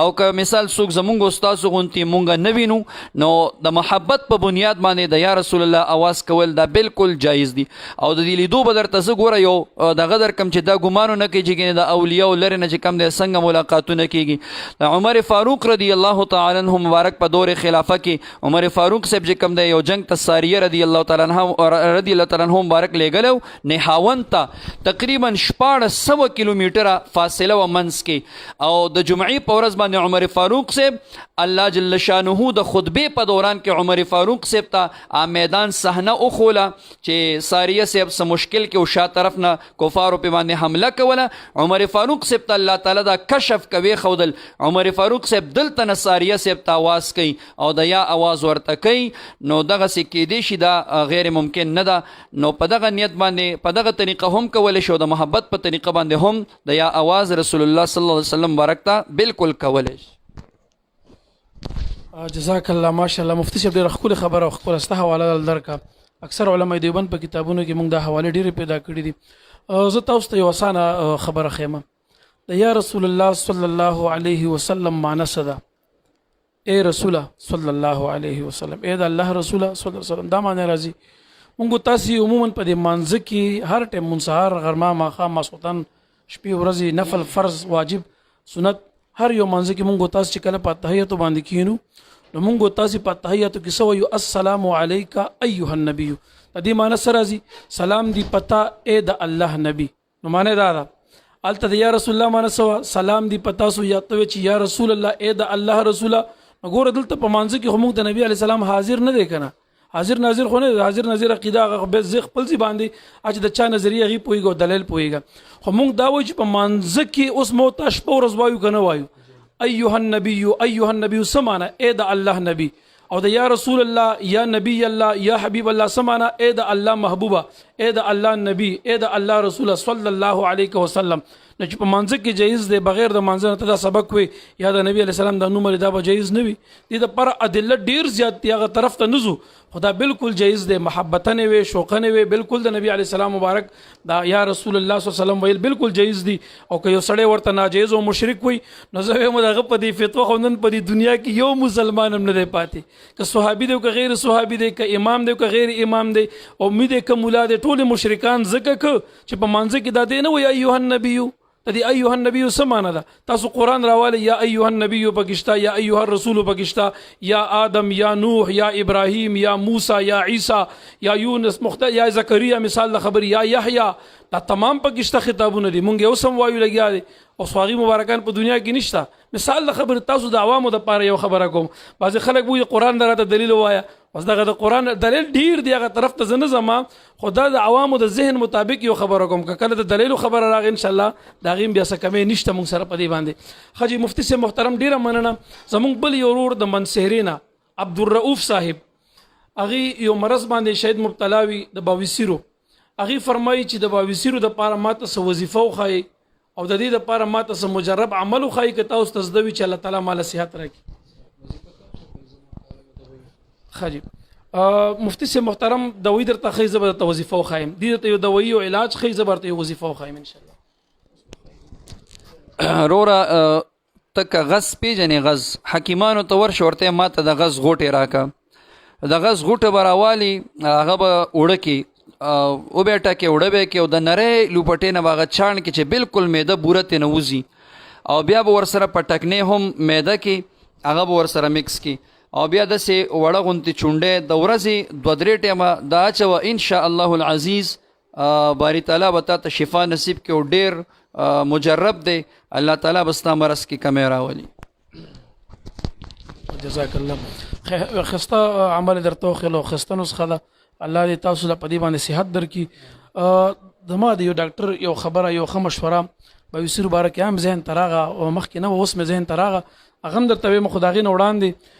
ما ته یو وظیفه پدې کې معلومه ده چې استغفر الله ربي من كل ذنب واتوب اليه دا یو بزرګ یو نیک انسانو داغه د خلی مبارک وظیفه ده شاته به وسیر لګیدلی وي د استغفار ډیر وي استغفر الله ربي من كل ذنب واتوب اليه الله تعالی بدل صحت او شفا ورکي. به وسیر مبارک یو مجربه نسخه او عمل درته زم خیمه دا به وسیر سره پیدا کیږي د دې وخت د ډاکټرانو تحقیق او یا د حکیمانو هغه چې ماته څومره معلوم دی هغه دا دی چې به وسیر عموما د قبض نه پیدا کیږي. بعض انسان بدن اکثر د قبض وی قبضیت زیات وي د ډک بول قبض وی سخ وی اکثر کیږي نه کله کیږي ډیر سخ وي د دې بول سره د بدن زخمی شي دغه زخم د وجنه چې کم دی د غ زخم خامخه پیدا شي د غزي جراثیم هم لري او بم په ورزینو غ زخم په مزه مزه وران شي بګارد شي او وخت درو تیرېدو سره په مزه مزه د اضافي کیږي نو دینه د تباویسیر یو علاج غونتی مرز ولګي نو چاته چې د قبض شکایت زیات وي هغه د پاره یو څو خبري مختصر یو دا چې دله وبس کل ډیر پکار دي پنهاره پمړه هم او بزیات اسکا دویم نمبر د لپاره داسې غذا لکه چې سبزی وغیرہ وي یا ساگ نرم غذا هغه خوړل دا بهتر دي. بل د لپاره د زیات تر خوراک د فروټو کې د امرود پکار دی دا قبض کوشا دی دا ډېر بهترین شیز دی قبض مریض د لپاره دا تریاق دی خاص کر د امرود او د منځ کې چې کمی دانی وي د دې خوړل مر سره ډېر پکار دی. نو یو تاسو کوشش کوئ چې تاسو قبض مات شي نو ستاسو د بواسیر تکلیف ور سره خود به خود ختميږي او کمیږي به ته ځان د قبض نه خلاص او به ډېر زیات اسکا چې څومره سکل شي ور سره امرود خورا او دا غینه علاوه نرم غذا سبزیان زیات یوز کوا ساگ وغیرہ دا خورا هغه سره. دویم نمبر ما خپل ځاني یو مرګره د ډاکټر هم د دغه مشوره داوا چې چاته د قبض دغه تکلیف وي د باویسیرو نو دله پکار دا دي چې د کله او د سمات کی او د استنجا کی نو د ډیټال صابون ځان سره اوساتي او په ډیټال صابون باندې د خپل بدن وینځي د استنجا په دوران کې او چې کله د خپل بدن وینځي دا غینه بعد پولی فکس دا چې کوم ټوب ته ملهم عام ملاویږي په د میډیکوز کې دا پولی فکس ټوب والا دا په خپل بدن باندې لګاوه او روزانه چې کلم ته استنجا کې نو ته اول خپل بدن په ډیټال سوپ باندې وینځه بیا دا غینه بعد پولی فکس ټوب لګاوه ان شاء الله ان قریب الله تعالی ستاسو د زخمونو د بدن د تکلیف ورکی خو ته به کوشش دا کې چې د قبض نه بزان ساتي او وظیفم ته دا خو چې استغفار ډیر وایا. خجی مفتی سے محترم جزاک الله زمون بل یورور هغه د تپوس کوي سلام را لېږي دغه سلام ته وعلیکم السلام هغه وی کله کله مونږ جمعه تراشو امام رانه نه تړلې وی یا کله اقامت کیږي او سړی برابر نه امام ته نه تړي دی وی امام سره مونږ په کم حالت کې چې نیت اتړو په تکبیر تحریمه کې به شامل شم ته تکبیر تحریمه د داخله دو وخت کم یو دی او سټه نه سټه ما پورې دی رورا کسټه امام نیت اتړو دغه ټیم نه تور سره داخل شي دا خو اتفاقا تکبیر تحریمه ټیم دی او کچانه دغه ټیم پاتې شونو بیا بعضی علما وی چې دا سنا لا ختمنی سبحانك اللهم دې دوران کې ته شامل شي بیا تکبیر تحریمه ده. بعضی علما وی چې دا الحمدلله نیمه ویلو نه مخ کې داخل شوی دا تکبیر تحریمه اجر او ثواب ملاويږي. بعضی علما وی چې دا الحمدلله پورا ولد ضالین د دې ختمېدو نه مخکې داخل شنو تا ته چې کوم د تکبیر تحریمه اجر ملاويږي او بعض علما وایي چې د اول رکعت د رکوع ته د تکبیر نه مخکې ته ور داخل شنو تکبیر تحریمه ثواب ملاويږي او دې طرف ته د ډیرو ذهاب دی دغه پورې هم ته تکبیر تحریمه ثواب ملاويږي خو لیکن ابتدا نه سړی داخل شنو دا اتفاقی خبره ده. جزاک الله. زمون یو ورور سلام را لګي دغه سلام ته وعلیکم السلام. وخت مختصر دی، سوالونه ډیر دي، کوشش کوو چې دا خبرې ختمې کو لنډې کو. زمون یو ورور فرمایي چې یو شخص د ځان سره وایي چې په ما د خپل خزه طلاق دا خبره چام نه اوریدلی، نه په خزه خبري نه بل یو انسان، بس صرف دا دوه اورېدا. آیا دا کس چې دا سوچ چې په ما د خپل خزه طلاق وینو، آیا په دې خبره سره د خزه طلاقيږي کنه نه طلاقيږي؟ او د دې خاوند دا خبره د خزه د لپاره اوریدل شرط دی کنه شرط نه دی؟ ته دویم تاسو هم کوي هغه بیا راځو ول د یو سوال جواب ورکړي. اروره بالکل یو سړی چې ځان سره مو وي چې په ما د خپل خزه طلاقي د خزه په باندې طلاقيږي، د دې الفاظ اوریدل د زنانه د لپاره دا شرط او لازم نه دی، بل دا سړی چې وي په د باندې خزه طلاق ده. مفتی سے محترم دا مرګره دویم تپوس د طلاق باره کې دا کوي ک خاون خزه ته وای چې ته زما خزه بالکل نه، یا زما د کور اوزه، یا زما خزه نه، یا چرته چې زی ال تلاړه شه، دا خبره دی په غب کې یا په غوسه کې د نیت او اراده د طلاق نوي، یا د خبرې د نیت صرف دا وي چې د خزه اسلو کې یا د خزه يرول د مقصد وي. نو آیا په دغه سه الفاظو باندې طلاق واقع کیږي کنه واقع کیږي؟ او کدا طلاق واقع کیږي نو بیا د خاون له څه پکار دي؟ د سوال خلاصه دغه شوه. اروره که یو سړی خپل خزه ته دغه الفاظ ویل که تاسو چې ویل دي چې زما د کور وزه زما خزه نه، یا زه چې چرته زی لاړه شه، او د غصې په حالت کې دا الفاظ ویلي وي او دې دا وایي چې زما نیت په دې باندې د طلاق نو، یا مې خزه یارولو یا نیت مې د طلاق نو، نو که نیت د طلاق نه د الفاظ کنایي دي نو بیا په دې باندې طلاق نه واقع کیږي. خو ګوره شرط دا دی چې د خاوند ته قسم ورکول کیږي، د به قسم خوري چې او زمان نیت د طلاق نو بیا بالکل دا خزانه د طلاق. او دغه سي د غپ مثلا د غپ کم کو ورته وي او دی وي نیت مې طلاق نو بیا په باندې خزا نه طلاقيږي. جزاک الله. مفتی سے محترم زمون بل یو مشوره یا یو تپوس یا سوال کوي وغه دا چې هغه فرمایي چې زمونږ د چا سره زمکه ده او پر رضا باندې نه راکې، مونږ سره دغه ثبوتونه ارسه شته دي، خلک مونږ له پر رضا باندې خپل زمکه زمونږ نه راکې، زمونږ حق نه پرېږدي. نو که مونږ دې سره جنگ جګړه کوو نو په دې جنگ جګړه کې څه ګناه وغیره خو بنې مونږ د پاره. اورور تاسو دا مسله دا سیده چې تاسو د چا سره زمکه ده نو تاسو به ول چې کم دی تاسو ته دعوه پکار ده، حکومت کې تاسو دعوه کوي او هغه نه بعد چې تاسو ته حکومت مثال د غي د خوانه تاسو په دلایل باندې دا ثابت کوي چې دا مثال تاسو ته میراث کې پاتې شوی دا، تاسو د ازمکه په پیسو باندې اغستې د حکومت تاسو د پاره فیصله یو ځل وکي چې او د ازمکه تاسو دا نو به در تاخلیم تینه حکومت د جنگ ضرورت نشته، لہذا تاسو ته قانوني کاروي چې کم دغه په کار ده چې ته یو کرت په حکومت په کور کې د ازمکه د خپل ځان د پاره ثابت کی چې او د ازمکه د یامت میراث کې ملو شوی دا یا چې کم نه ما غست دا په دلایل دا ثابت کا دا ووکه هغه نرست حکومت خپل چې کم دیتا ته قبضه درکې درته اخلي دغه طریقې باندې ورته ورتک پکار دی، جنگ جګړه چې کم نه کوله نه دی پکار. جزاک الله. زمون بل یورور رضی الله دغه یو سوال پاتې درول پندانه اغي سلام را لګي دغه سلام ته وعلیکم السلام. اغي دا وای چې د فارمی چرګ خوراک څنګه دی؟ لکه نن سبا دا کم فارمی بچي وي کم چرګړو چرګان وي دغه خوراک څنګه دی؟ جایز دی یا ناجایز دی؟ دغه سوال خلاصه دغه ده. رضی الله رو بالکل چې کم دغه فارمی چرګان مرغان د دې خوراک دا جایز دی، یو د جواز خبره د خوراک جایز دی، حرام نه دی. او یو که یو سړی طبي لحاظ سره چې د دې مثال کم نقصانات به وي نو پاغه باندې اطباء خپويږي ډاکټران هغه سره مشوره کول پکار دی. او که یو سړی ته ځان ساتي هغه بل خبره ده چې ځان ته وساتي، نور خوراک کې څه خبره جواز کې نشته، جایز دی. جزاک الله. کدی تو کو د شیخ زای خراب پدې نو تقوام دغه د ځان ته نو ساتي خبره ده. لکه تا چې خپل د نیکه واقعا او حالات بیان کړی دي بس هغه د نیکه په لار باندې لاټه دغه کتاب لپاره خیر ډیر دی. جزاک الله. زمون بل ورور سلام را لګي دغه سلام ته وعلیکم السلام. مفتی سے محترم هغه یو سوال مخکې مونږ حل کو، هغه دغه سوال هم کړی دی ورسره یو سوال بل هغه په منځ کې څومره اندازه کې کولو او درېدل پکار دي، د خپو په درمیان کې څومره فاصله پر خودل پکار دي،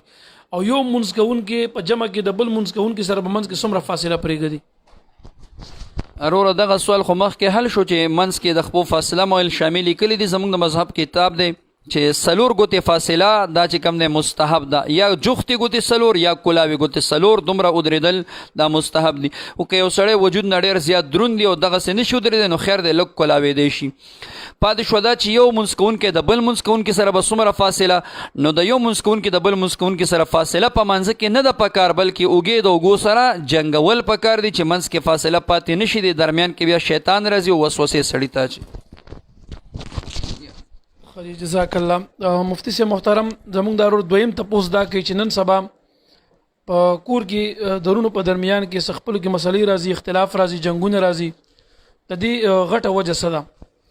او د دویم دا وایي چې د اسلام کې څه خبره ده کړې ده خو په هغې پوه هم پوره نه شوم چې اسلام کې د واده نه پاس بېلېدل پکار دي او د هغې اسلام دغه تعلیم مونږ له راکوي دا څه خبره خو مونږ ته نه ده معلومه. خیر ما په علم کې خو نشته او که تا سره دلیل راته لږ وښایم.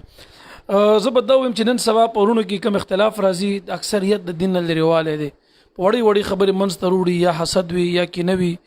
یا د ښځو خبرې اوري نو کوشش دا پکار دی چې اکثریت د خدای یره په دې زړه کې وساتلی شي او د دین نه انسان باخبره وي نو بیا د یو بل دپاره ایثار هم وي قرباني هم وي صبر هم وي تحمل هم وي. نن سبا د خلکو وینې سپینې شوي داسې دي چې خلک د دین نه لرې شوي دي نو ځکه د یو بل نه ماړو ګرځېده ځکه د یو بل نه چې کوم دی لرې باندې خوشحاله دي په جدا اوسېدو باندې خوشحاله دي. زما په نظر باندې خو غټه وجه دا ده چې د دین نه لرېوالی دی. که چېرته دین نه مونږ دین ته نږدې شو نو زمونږ دین د اسلام دا د مور راوړې زوی خو څه کې زمونږ دین د اسلام دا تعلیم مونږ ته راکوي چې انما المؤمنون اخوه دا مؤمنان تمام رونه دي نو د رونو غونته کې زندگی تیرول پکار ده چې زمونږ استادو د زندگی د بل لپاره یو مثال شي. ها البته د شریعت باندې عمل لپاره یا دې لپاره چې زما د دوستی یا زما د ورور سره تعلق خراب نشي یا د خپلولي خراب نشي او تا ته نور څه فتنه نه جوړیږي ته د ورور نه په خوشحالۍ سره یا د والدې د مور پلار په خوشحالۍ سره بیلېدل غواړي بالکل بیل شه څه بیلتون کې دغه شرم نشته دی. ځکه سبا که د مور پلار په جون نه وي د هغې د مرګ نه بعد انسان بیلیږي نو چې په خفګان بیلیږي په خوشحالۍ دی خلک بیل شي او خو دومره ده چې صلې رحمي منځ کې مه پرېږدئ او د یو بل سره خپلولي تعلق مه خرابوئ په وړو وړو خبرو باندې خورې واړوئ. زه کله کله دا خبره کوم چې هوښیاران وایي د دې کمو خبرو په وجه باندې چې په مونږ تاسې خورې اړو مونږ تاسې خورې کېږو قبر ته ځو که په دغه خبرو باندې مونږ لږه خوره واړوله نو مونږ تاسې یا زمونږ ستاسو عزت او خپلولي به د خورې کېدو نه بچو ګرځېږي. دا ډېر هوښیار او جوړه خبره ده. الله دې په مونږ تاسې ته عمل راکړي. مفتي صاحب محترم زمونږ بل یو ورور هغې دا سلام را لېږي د هغې سلام ته وعلیکم السلام هغې فرمایي چې عذاب قبر دا حق دی که نه عذاب قبر شته که نشته که دا شته دی نو آیا په حدیث کې دې دپاره څه حواله وغیره کوم حدیث وغیره نه ثابت دی دې باره کې مونږ ته مختصر جواب راکړئ. وروره د عذاب قبر باره کې احادیث مبارکه زه به دومره وایم چې علماء کرام فرمایي دا حد د تواتر ته رسېدلی دي. د عذاب قبر چې کوم احادیث مبارکه دي دومره زیات دي حد د تواتر ته رسېدلی دي. زه یو حدیث فقط تاسو ته بیانوم د بخاري شریف کتاب الوضو حدیث دی. عبدالله ابن عباس رضی الله تعالی عنه مبارک فرمایي چې رسول الله صلی الله علیه وسلم مبارک په ولار باندې روانو یو دوه قبره مخې ته راله نبی کریم علیه السلام مبارک او فرمایل چې د دواړو قبرونو والا ته عذاب میلاویږي او دا څه داسې په غټ کار کې هم ورته عذاب نه میلاویږي. غټ مقصد دا چې یعنې د دې نه ځان ساتل هم څه مشکل نه و دوی ته ځان ساتلی شو خو لیکن ځان یې نه ساتله. هغه دوه کارونه سو رسول الله مبارک فرمایي چې د یو به د تش وړو بولو د څاڅکو نه ځان نه ساتلو په دې کې الله جل شانه د قبر په عذاب کې راګیر کړی دی او دا بل چې کم دی د به چغلخوري کوله د هغې د وجې الله جل شانه عذاب کې راګیر کړی دی. بیا نبی علیه السلام مبارک یو شنه لخته د کجورې راوغوښته هغه په منځ باندې دوه کا او نیمه په یو قبر باندې کېښوده نیمه په بل قبر باندې کېښوده د دپاره چې دا شنه لخته دا د رب العزل ثنا وی کم ځای کې چې د الله ذکر کېږي ثنا کېږي هلته عذاب ځي نو نبی علیه السلام شاید په دې امید باندې کېښوده چې شاید د دې وجې الله جل شانه د دې په عذاب کې څه راولي تخفیف راولي. او ګوري رونو تاسو بعضې خلک دوکه نه کړي چې مثال د قبر نه مراد چې کم دی هغه دا ځمکنی قبر نه دی برزخ دی هغه سجین مراد دی چې روحونه کم ځای کې دي د عذاب هلته میلاوېدو نو تاسو ته خو خدای عقل درکړی نبی علیه السلام د دې ځمکې والا قبرونو باندې تېر شوی و که نه هغه سجین باندې تېر شوی و هغه خو روانو د دې ځمکې والا په قبر باندې او دلته په دې قبر کې نبی علیه السلام فرمایي دوی ته عذاب میلاوېږي سجین باندې خو نو تېر شوی لکه پنجپیري حضرات چې کم دی هغه دلته دا تاسو سره به دا ورانې کوي هغې به وي هلکه دا سجین مراد دی دی نه نو ته به ورته لنډ وایې دا خو د ځمکې قبر باندې نبی علیه السلام مبارک تېر شوی نو عذاب قبر بالکل حق دی او حد د تواتر ته دې حدیث رسېدلی دي. ما درته دا یو حدیث چې کوم دی بیان جزاک الله. زما ذهن ته دوه درې حدیث راغی خو دې شته خو ویلې ځکه نشم چې زمونږ د مانځه وخت دی او ټایم اورېدلی دی. پس اخیری 2 سوالات دي مختصر و. یو سوال د باجوړ سلارزو په شتنه عمران روډ چې دا سوال ډېر تاکید سره دوه درې طریقو باندې مونږ ته راولېږلو. هغې اول سلام را لېږي د هغې سلام ته وعلیکم السلام. مفتي صاحب محترم هغې فرمایي چې یو هلک د خپلې تر لور سره سینه خوړلې ده، یو هلک د خپلې تر لور سره سینه خوړلې ده، د دغه هلک بل رور د دغه جینۍ خور سره نکاح کول غواړي، نو آیا دا کېږي که نه؟ وي لږ مونږ ته وضاحت تفصیل سره جواب راکړئ. ټایم مختصر دی خو د دې سوال جواب مخکې څو کرت شوی دی، تاسو جواب وورئ. بالکل روره دا کم الک چې د تر یعنی د خپل چاچی شودې سکلی دي، دغه الک د دې چاچی چې څومره بچی دي دا د رونه خويندې وګرځي، د دې الک د دغه چاچی د بل یو اولاد سره چې کم د نکاح نشي کېده، او د دې الک چې نور روریان دي د دغه نور روریان چې کم دی بالکل د دغه جینې چې دا کم جینې سره د رور په خړلې دغه جینې سره نکاح کې، او د دینه ما سیوا د دغه جینې نور خويندو سره هم چې کم دی بالکل نکاح جائز ده، اس شک شبهه ورکې نشته. جزاک الله. بس صرف چې دا کوم الک سینه راولې د کومې خزي دغه الک د دغه خزي لوریانو سره واده نشي کولی، د دې الک چې څومره رونه دي د دغه خزي هر بچي سره هغه لکه هر جینۍ سره نکاح کولی شي، او د هغه جینۍ چې کوم رونه دي هغه د دې الک د خويندو سره نکاح کولی شي. صرف چې د کوم الک سینه راولې ده د دغه خزي د هر یوې لور سره نکاح نشي کولی، ځکه د خويند شویدانه چې د کوم سره راولې ده یعنی دې سره نه کیږي. د دغه الک د پاره صرف د دغه خزي چې د کوم خزي سینه راولې ده د دې تمام لوریان د حرام دي، د نشي کولی خويند دي، او د دې الک د ټول لوریانو د پاره د هغه خزي ټول لوریان ولا جایز وروا دي. خو جزاک الله. اخیری سوال یو مرګره د تاسو کې چې د قربانۍ د پاره د غوا باره کې یو مسلې تاسو کې چې یاره نن سبا د خلک د غوا یا د سروي بلار بيدو د پاره انجکشن لګیستنو وهي، پاغه سره د غوا بلار بشي بیا بچي روړي، بیا دغه بچي چې د انجکشن په ذریعہ پیدا دی را غټ شي، نو په دغه بچي باندې قرباني کول جایز دي کنه دی جایز؟ بالکل روره دغه غوی یا دغه بچی باندې قربانی کول دا جایز دي، او خو دا ده چې دا کومه ستن کې ماده دي ته وهي وردن نه کوي چې دغه ماده د حلال څاروي وي، نو بالکل چې کوم دی هغې باندې قرباني جایز ده، کولی شي. جزاک الله. دا ستاسو د تیرې هفتې چې کوم د کمنټسونو په ذریعہ باندې یا کوم د واتس اپ په ذریعہ باندې هغه سوالات او د هغې جوابونه او حتی اوس مونږ بیان که بیا هم د کمرور سوال مونږ نه پاتې شوی وي د هغه ته مونږ معذرت کوو، ان شاء الله هغه سوال د دوباره راولېږي روان درس کې هغه ته مونږ جواب ورکو، او که د کم یارانو کمنټس کې سوال پاتې شو هغې د نه خفه کېږي ان شاء الله روان درس کې به ابتداءً مونږ تاسو ته سوال جواب درکو. زمونږ دا پروګرام مخکې نشر کوي په ګروپونو کې په ایډیانو کې، او دغه رنګ د خپل پیجونو نه نشر کوي د صدقې جاریه په نیت باندې د معاشري د اصلاح په نیت. تاسو ته الله تعالی د نشر کولو اجر درکړي، که بعد کې څو ګوري خامخې نشر کوي، او چې کوم یارانو زموږ پروګرام کتلې دی چا ستاینه کړې ده مونږ دغه شکریا ادا کوو، او چا زموږ د پروګرام شیر کړی دی د هغې هم شکریا ادا کوو، که چا مونږ ته پکې پیغامات رالیږلي د هغې هم شکریا ادا کوو. او ګل رحیم سیفي صاحب د افغانستان نه ډېر کافي سلامونه را لېږلي، د هغې سلام ته وعلیکم السلام ورحمت الله وبرکاتو. نورو کوم یارانو سلامونه را لېږلي د هغه ټولو سلامونه مونږ ته په سر سترګو منظور دي. الله مو ښاد او آباد او خوشحاله لره. که تاسو کې چاته څه قسمه پوښتنه وي د دین او د شریعت باره کې زموږ نه د واتساپ په ذریعه کولی شئ، د هغې جواب به تاسو ته روان درس په داسې لایو پروګرام کې ملاویږي. د واتساپ نمبر یاد ساتئ 0336 54 65 134 دا زموږ د واتساپ نمبر دی. مونږ تاسو نه رخصت اخلو د لوی الله په امان. السلام علیکم ورحمت الله وبرکاته.